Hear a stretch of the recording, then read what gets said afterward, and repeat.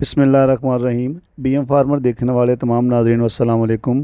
अज की साडी वीडियो पंजाबी च इस तो है कि अज की वीडियो साडे पंजाबी भरावां दे नाम है, चाहे वह लहंदा पंजाब है, चढ़दा पंजाब है। अज की वीडियो च तुहानूं हिंदुस्तानी पंजाब ते पाकिस्तान दे विच जिहड़ा पंजाब है उन्हां विच ज़िमींदारां दा, किसान भरावां दा नुकसान होया उहदे बारे तफसीली दस्सांगे और दोनों तरफ दियां ताज़ा तरीन वीडियोज़ भी इस अज की वीडियो दे विच मौजूद ने। तुहानूं उस तो अंदाज़ा हो जाएगा कि किहड़ियां फसलियां नूं किहड़ियां शहरां च की नुकसानात होए ने। सब तो पहले रिवर गागड़ फतेहाबाद तो मैंने वीडियो मसूल हुई है इंडिया चों। एक दोस्तां ने भेजी है और दस्सिया कि जी इत्थे इस टाइम जी दरिया की मौजूदा सूरत हाल है वो की है। सन 1988 तो बाद आने वाला सैलाब जिहड़ा ये है जिन्हों सब तो ज़्यादा नुकसानदेह मन्निया जा रहा है। बारिशां हर साल होंदियां ने, सैलाब भी छोटा मोटा आंदा है, लेकिन इस साल नुकसान जिहड़ा बहुत ज़्यादा होया है। हिमाचल प्रदेश चों निकलण वाला सैलाबी रेला हिमाचल च पहले नुकसान करदा होया, उस तो बाद हरियाणा रियासत विच आया, उत्थे नुकसान किया है, काफ़ी पिंड उत्थों दे फसलां तबाह होईयां। उस तो बाद पंजाब च इन्हें बहुत ज़्यादा नुकसान किया है। पंजाब तो बाद राजस्थान और राजस्थान जो पाकिस्तान फिर दाखिल हो गया है। इंडियन पंजाब चों दोस्तां ने वीडियोज़ भेजियां ने, देखो कि इहदे विच जिहड़ी तिली दी फसल है, कपाह दी फसल है, उन्हें शदीद नुकसान पहुँचा है। चावल की फसल जिहड़ी काश्त की जा चुकी सी वो भी दोबारा खराब हो गई है और दोबारा फिर वो काश्त करनी पैनी है।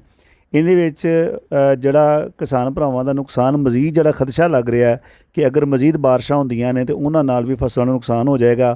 और तमाम पिंडां दे नौजवान अपनी मदद आप दे तहत फसलों नूं होने वाला नुकसान तो है उन्होंने तो हुण कम नहीं कर सकते, कोशिश कर रहे हैं कि चलो जिहड़ियां कोई फसलां बच गईयां ने उन्हां नूं बचा लिया जाए और उन्हां तो इलावा जिहड़े अपने पिंड ने पिंडां नूं बचा लिया जाए। हर पिंड की सड़क के उत्ते बन बन के ਜਿਹੜੇ पानी ਨੂੰ रोकया जा रहा है ताकि वह पिंडां 'ਚ दाखिल ना होए। इस टाइम इंडियन पंजाब दीयां वीडियोज़ तुहाडे सामने ने, मौजूदा सूरत हाल है अगस्त के महीने दे विच। हुण पिंडां ये पिंड वो पिंड ने जिन्हां च 1988 च पानी पहुँचया सी ते इस दफ़ा 2023 दे विच दोबारा इत्थे पानी पहुँचया। और कुछ लोग जिन्होंने नहीं पता कि पानी जिहड़ा इन्ना खड़ा है वो समझते होंगे कि इहदे नाल शायद नुकसान नहीं होएगा, क्योंकि पानी का ज़्यादा देर खड़े रहना फसलों नूं बिल्कुल तबाह कर दिंदा है और उहदे नाल नुकसान जिहड़ा वो हो जाता है। इस तो वड्डा नुकसान ये भी है कि जानवरों का जिहड़ा चारा है वो बिल्कुल ख़त्म होंदा जा रहा है। जानवरों को बचाना जिहड़ा वो भी हुण ज़रा मुश्किल नज़र आ रहा है। राबता सड़कां बंद ने, देखो यह भी सड़क जिहड़ी है बिल्कुल बंद हो गई है, जिंदी वजह तो ज़रूरियात ज़िंदगी दीयां चीज़ां हर पिंड हर डेरे ते पहुँचाणियां भी मुश्किल हो गई। तमाम दोनों तरफ पिंडां दे लोग अपनी मदद आप दे तहत बंद बंद रहे हैं और जो पानी का बहुत ज़्यादा लोड हो जाता है तो उनके तो पिंडों को बचाने लिए कई बंद खुद तोड़ने भी पैंदे ने ताकि पानी फसलों नुकसान अगर करता है तो हो जाए, लेकिन घरों को नुकसान जिहड़ा है वो ज़्यादा नुकसान कर जाएगा। इस करके घरों को बचाने वास्ते कोशिश की जा रही है। यह जिहड़ियां तुसीं वीडियोज़ देख रहे हो ये इंडियन पंजाब के मुख्तलिफ पिंडां दीयां ने। एक मुहतात अंदाजे के मुताबिक तकरीबन 50 तो 60 पिंड जिहड़े ने इंडियन पंजाब के वो मुतासर होए ने और फसलों का बहुत ज़्यादा नुकसान होया है। इंडियन पंजाब ना सिर्फ इंडिया नूं बल्कि पाकिस्तान दे विच भी इनका नुकसान जिहड़ा वो बहुत ज़्यादा होया है। और पाकिस्तानी पंजाब सब्जियां पूरे पाकिस्तान दे विच मुहैया करदा है, अजनास मुहैया करदा है। इस तरह इंडियन पंजाब जिहड़ा वो भी अजनास दे विच इंडिया दी काफ़ी सारियां जिहड़ियां चीज़ां ने उन्हां नूं पूरीआं करन दे विच उनका बहुत ज़्यादा अमल दखल है। इसलिए ये बड़ी फिक्र की गल है कि इस दफ़ा जिहड़ा नुकसान होया है इनकी भरपाई विच दोनों सरकारां नूं भी इहदे च अगे आना चाहिए और जिहड़े कोई जिन्ने भी रिफाई इदारे ने उन्होंने भी इन्हां दोस्तां दी किसान भरावां दी इमदाद करनी चाहिए है ताकि ये जिन्ना इन्हां दा नुकसान होया उनकी भरपाई हो सके। बहुत तगड़े ज़मींदार जिहड़े ने वो तो एडा वड्डा नुकसान बर्दाश्त कर सकते हैं, लेकिन जिन्हां ने ज़मीनां ठेके ते लईआं सी और लखां रुपया खर्चा करके फसलां काश्त कीतियां उन्हां दा काफ़ी नुकसान हो गया। हुण गल करते हैं जी पाकिस्तानी पंजाब दी। इंडिया चों नुकसान करदा होया पाकिस्तान के ज़िला बहावलनगर दे विच इन्हें एंट्री की है। सब तो पहले हैड सुलेमानकी के मुकाम तो बहावलनगर की तहसील मिंचनाबाद च दाखिल होया है और मिंचनाबाद के काफ़ी सारे इलाकों विच काफ़ी नुकसान होया है। काफ़ी सारे डेरे काफ़ी सारे जिहड़े पिंड ने उहदे तो मुतासर होए ने। खड़ी फसल तिली की फसल का बहुत नुकसान होया है। ज़िला बहावलनगर दे विच कपाह ते उस तो बाद जिहड़ी तिली है उनकी बहुत ज़्यादा काश्त की गई सी। यह जिहड़ी वीडियो देख रहे हो इस टाइम ये दरियाए सतलुज का ज़िला बहावलनगर शहर जिहड़ा उनका एक पुल है उनकी तो वीडियो बनाई गई है। और 1988 तो बाद तमाम मकामी लोगों का यह कहना है कि हुण इस साल पानी इन्ना ज़्यादा देखा गया है। बहुत ज़्यादा डेरे पिंड जिहड़े ने पूरे पूरे पिंड ने वो ज़ेरे आब ने और पिंडां दीयां तमाम राबता सड़कां बंद ने और जिहड़े बंदे ने वो अपने अहलो याल दे नाल ते उन्हां दे तमाम जानवर भी जिहड़े ने ਉਹ तमाम तर ਜਿਹੜੇ ਨੇ ਉਹ ਪਾਣੀ ਦੇ ਘੇਰੇ 'ਚ ਨੇ ਔਰ ਉਹਨਾਂ ਨੂੰ ਉੱਥੋਂ ਕੱਢਣ ਵਾਸਤੇ ਇਮਦਾਦੀ ਕਾਰਵਾਈਆਂ ਤਕਰੀਬਨ 15 ਦਿਨਾਂ ਤੋਂ ਜਿਹੜੀ ਜਾਰੀ ਨੇ। ਇਸ ਟਾਈਮ ਦਰਿਆ ਸਤਲੁਜ ਦਾ ਮੰਜ਼ਰ ਤੁਹਾਨੂੰ ਦਿਖਾ ਰਿਹਾ। ਇਸ ਤੋਂ ਬਾਅਦ ਦੋਨੋਂ ਅਤਰਾਫ ਦੇ ਅਗਰ ਤੁਸੀਂ ਦੇਖੋ ਦੋਨੋਂ ਅਤਰਾਫ ਦੇ ਵਿੱਚ ਬਹੁਤ ਜ਼ਿਆਦਾ ਪਾਣੀ ਹੈ ਔਰ ਬਹੁਤ ਜ਼ਿਆਦਾ ਇਹਨੇ ਨੁਕਸਾਨ ਕੀਤਾ ਹੈ।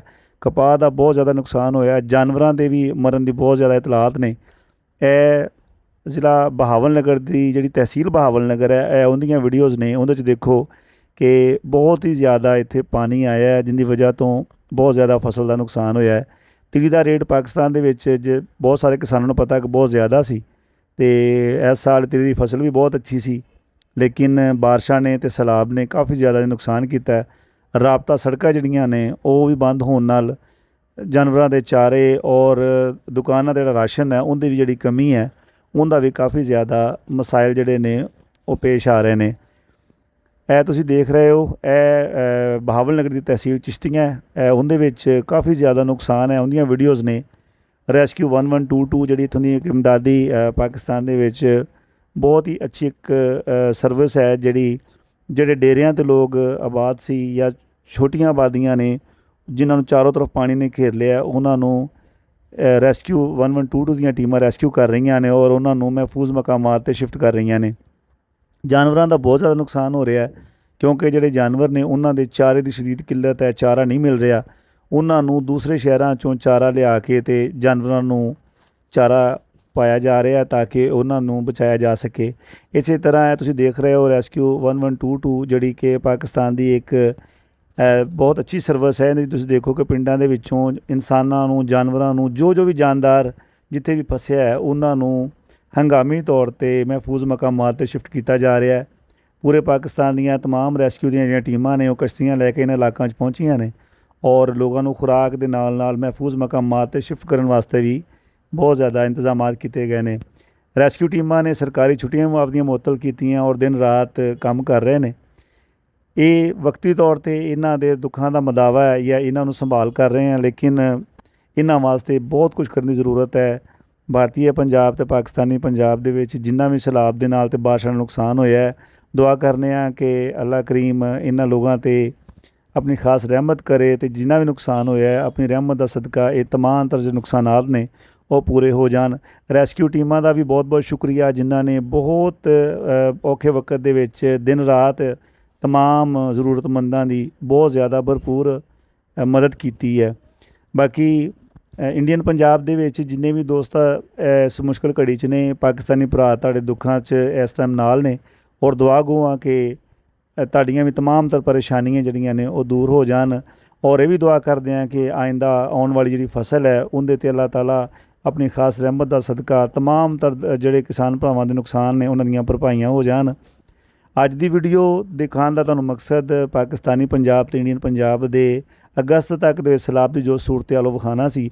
ਮੈਂ ਦੁਆ ਕਰਨਾ ਕਿ ਜਿਹੜੀ ਆਉਣ ਵਾਲੀ ਵੀਡੀਓ ਮੈਂ ਬਣਾਵਾਂ ਉਹਦੇ 'ਚ ਖੁਸ਼ੀਆਂ ਹੋਣ ਔਰ ਤੁਹਾਨੂੰ ਮੈਂ ਦੱਸਾਂ ਕਿ ਇਸ ਟਾਈਮ ਮੌਜੂਦਾ ਪੰਜਾਬ, ਭਾਰਤੀ ਪੰਜਾਬ ਅਤੇ ਪਾਕਿਸਤਾਨੀ ਪੰਜਾਬ ਦੀ ਕੀ ਸੂਰਤ ਹਾਲ ਹੈ। ਆਉਣ ਵਾਲੀ ਵੀਡੀਓ 'ਚ ਮੈਂ ਆਪਣੇ ਦੋਸਤਾਂ ਨਾਲ ਜ਼ਰੂਰ ਸ਼ੇਅਰ ਕਰਾਂਗਾ। ਜਿਸ ਤਰ੍ਹਾਂ ਪਾਣੀ ਦੀ ਸਤ੍ਹਾ ਕਮ ਹੋਏਗੀ ਅਤੇ ਲਾਜ਼ਮੀ ਤੌਰ 'ਤੇ ਲੋਕਾਂ ਨੂੰ ਮਾਲੂਮਾਤ ਜਿਹੜੀ ਹੈ ਫਰਾਹਮ ਕੀਤੀ ਜਾਏਗੀ। ਜਿਨ੍ਹਾਂ ਦੋਸਤਾਂ ਨੇ ਮੇਰਾ ਚੈਨਲ ਸਬਸਕ੍ਰਾਈਬ ਨਹੀਂ ਕੀਤਾ ਉਹ ਜ਼ਰੂਰ ਕਰ ਦੇਣ ਔਰ ਆਪਣੇ ਦੋਸਤਾਂ ਨਾਲ ਸ਼ੇਅਰ ਵੀ ਕਰਿਆ ਜੇ। ਬਹੁਤ ਬਹੁਤ ਸ਼ੁਕਰੀਆ। अस्सलाम वालेकुम। अल्लाह हाफिज़।